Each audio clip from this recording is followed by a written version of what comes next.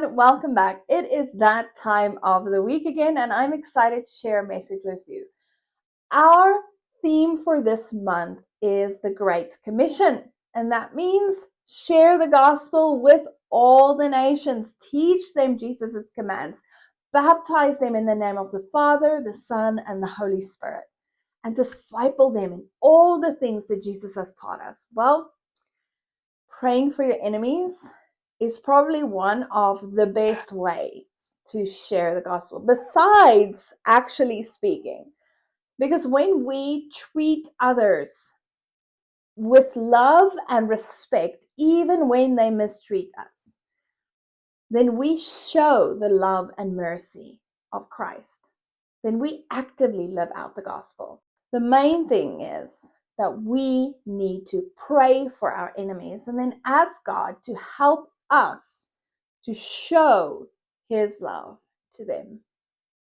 Imagine you have a garden and among the flowers you have some thorny plants too.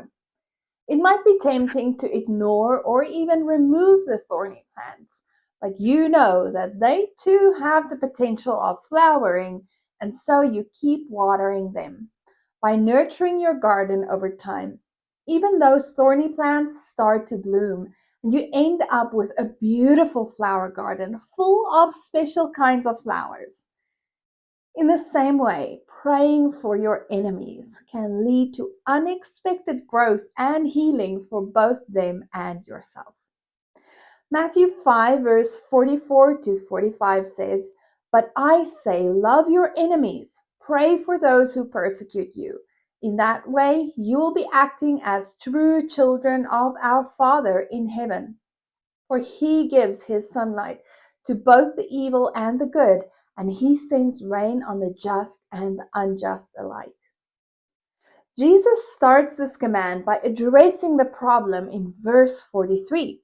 The problem is, it says, "You have heard the law that says, love your neighbor and hate your enemy."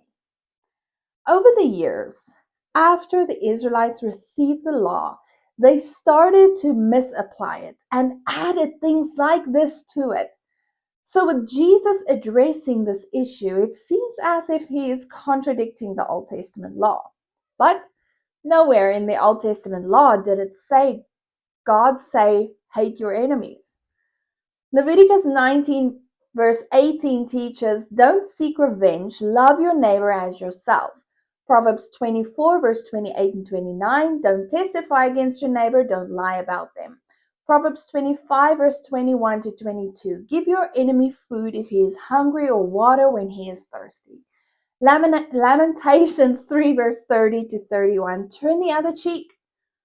Jesus is telling us to not retaliate when others attack and persecute us. Jesus is commanding us to not take the law into our own hands. By loving and praying for our enemies, we can overcome evil with good.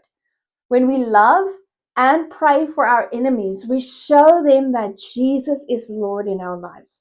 By loving and praying for our enemies, we are acting out the gospel and showing them the love and mercy of Christ. I am not saying allow people to abuse or mistreat you, not at all. Set your boundaries because you teach people how to treat you. But ultimately, share the gospel of Jesus with everyone you come in contact with.